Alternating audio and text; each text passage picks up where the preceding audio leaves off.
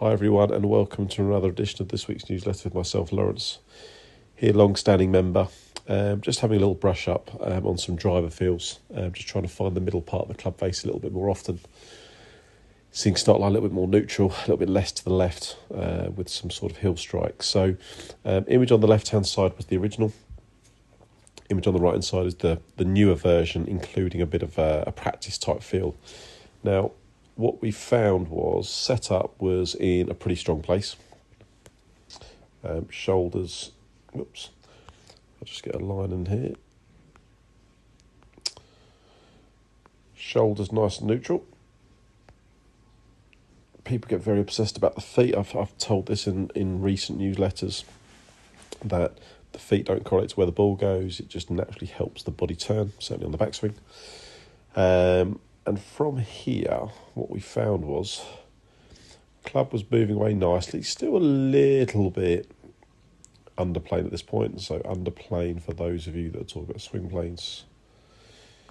Here's if I now pull that club back, hands are tracing beautifully and the club is a little bit under. So not too much hinging going on at this point. By the time we got to the top of the backswing, it was just getting just a smidgen narrow. So narrow just meaning in the hand area here. And we were just seeing a little aspect where the hands were getting a little bit closer, certainly to the right shoulder for this player. And almost with getting narrow, inevitably, a move where the club gets steepened. And steepened away, the club shaft just gets a little steeper here. But more focus was upon that these hands, again, were not viewing it from face on. But the hands were quite close to chest at this point, so body was wanting to push back. So the arms could work more around, more away, and swipe that ball a bit to the left. So you can see sort of quite a lower flight to that one as well.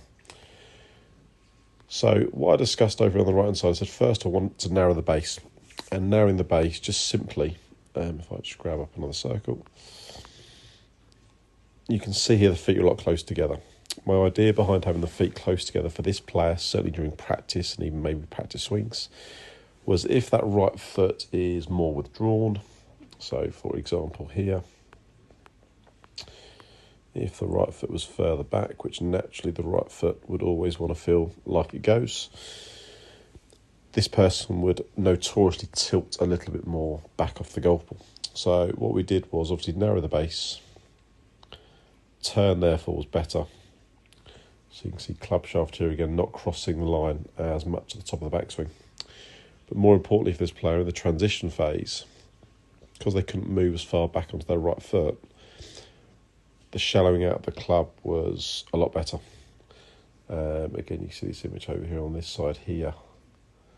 Still a bit steeper at this point. So what this enabled the club head to do was get a much more centered strike.